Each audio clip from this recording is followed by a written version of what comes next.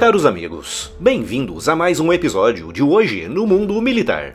Neste vídeo falaremos sobre o anúncio da nova recompensa pela captura de Nicolás Maduro, com o Departamento de Justiça dos Estados Unidos dobrando o valor oferecido, chegando agora aos 50 milhões de dólares.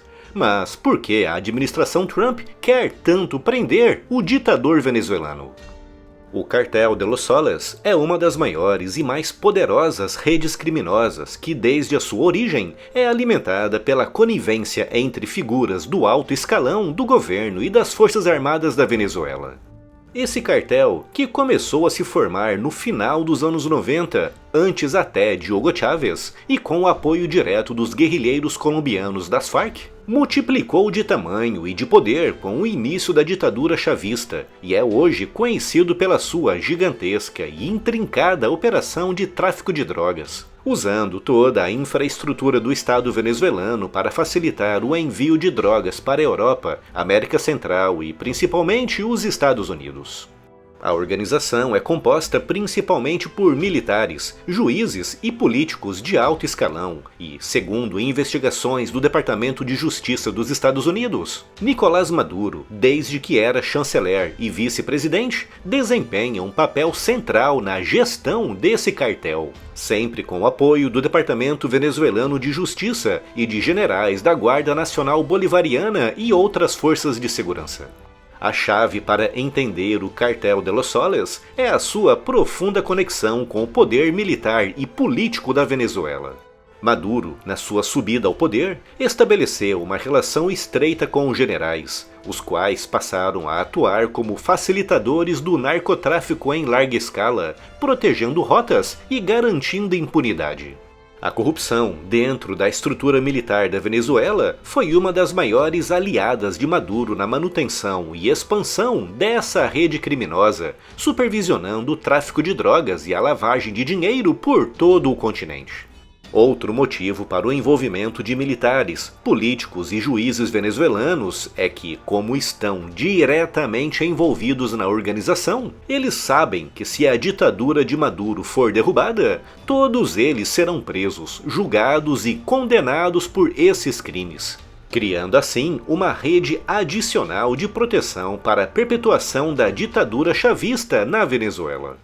A decisão do Departamento de Justiça dos Estados Unidos de aumentar a recompensa pela captura de Nicolás Maduro para 50 milhões de dólares, anunciada nesta quinta-feira, 7 de agosto, pela Procuradora-Geral Pam Bond, tem um simbolismo muito pesado.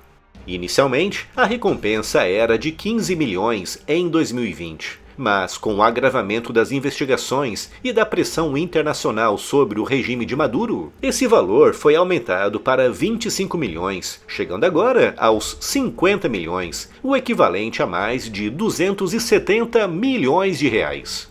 Essa recompensa é uma das maiores já oferecidas pelos Estados Unidos, maior do que a recompensa oferecida pela captura de Osama Bin Laden e do ditador iraquiano Saddam Hussein. Mas o que está por trás dessa oferta? A acusação que pesa sobre Maduro é muito grave, com os Estados Unidos o acusando de ser um dos maiores narcoterroristas de todo o mundo, envolvido diretamente no tráfico de drogas através do Cartel de los Soles e de atuar como um dos maiores organizadores de uma rede criminosa transnacional. Segundo autoridades norte-americanas, a Venezuela, sob a sua liderança, se transformou em um dos maiores centros de distribuição de cocaína, com rotas que se estendem até os Estados Unidos, Europa e outros mercados internacionais. Um país liderado por um regime que emprega todos os recursos do Estado para facilitar o tráfico, convertendo a Venezuela em um autêntico narco-estado, ou seja, uma nação onde o tráfico de drogas é parte importante da economia e das estruturas de poder. A oferta de 50 milhões certamente irá atrair não apenas autoridades e informantes, mas também caçadores de recompensas e mercenários. Com esse tipo de recompensa podendo ter consequências imprevisíveis, onde grupos privados, como mercenários e ex-agentes de segurança, se encaram como agentes legítimos da captura de uma figura como Maduro. É um cenário perigoso, pois pode incentivar intervenções muito violentas. Por exemplo, Eric Prince, fundador da Blackwater, que em tempos foi uma das maiores empresas de mercenários do mundo, já demonstrou no passado interesse em atuar contra o regime de Maduro, como em 2019, quando sugeriu uma ação militar privada contra o governo venezuelano. E agora, recentemente, ao comentar a publicação de Pan Bond sobre a recompensa, perguntando se o valor seria pago por Maduro, vivo ou morto. Assim, a recompensa de 50 milhões de dólares pode abrir portas para uma nova fase de intensificação das ações de mercenários e agentes não estatais, buscando lucrar com a captura de Nicolás Maduro. Algo que é importante lembrar, não seria nada fácil, tendo em vista o fato do ditador se cercar pelo seu exército e demais forças de segurança.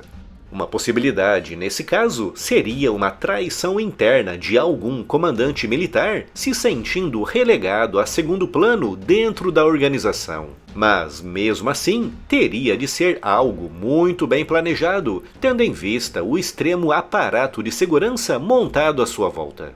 De todas as formas, é mais do que suficiente para deixá-lo inseguro e, obviamente, paranoico, temendo e vendo traições em todos os lados. Maduro, claro, não ficou em silêncio diante dessa pressão, com o governo venezuelano se apressando em condenar a oferta de recompensa, qualificando-a como parte de uma guerra psicológica e propaganda imperialista. Maduro e os seus aliados acreditam que essas ações dos Estados Unidos tentam enfraquecer a soberania venezuelana e desestabilizar o seu regime. Mas, por mais que a propaganda do regime tente minimizar, a realidade é que as implicações dessa recompensa para Maduro são profundas, com essa crescente pressão internacional afetando o seu cotidiano e dos seus comparsas mais próximos, com a ameaça de uma ação de captura, combinada com o isolamento diplomático crescente, podendo minar ainda mais a base de apoio ao seu regime.